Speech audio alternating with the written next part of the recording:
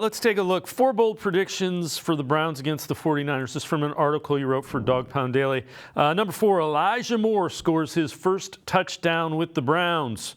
Number 3, Denzel Ward shuts down Brandon Ayuk. Number 2, Myles Garrett outshines Nick Bosa.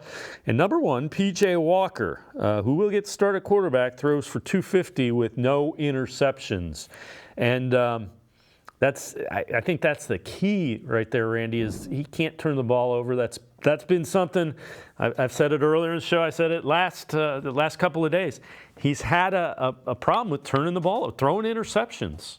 Walker has in his starts.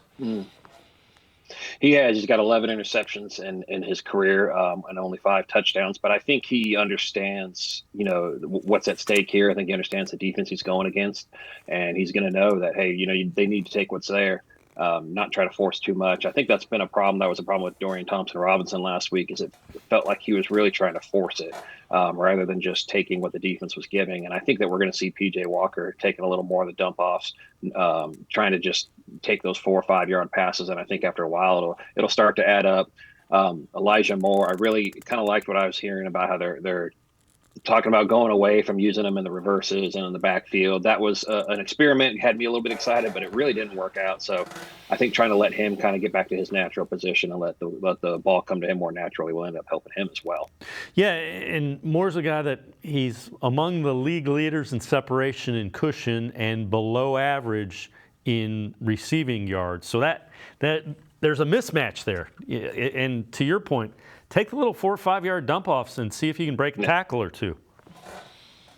Yeah, and that's what I was hoping they would do, but it seems like kind of what they've done is a lot of the screen passes, the quick passes where he's only a yard from the line of scrimmage. They've done the reverses and things like that, and it's just not working.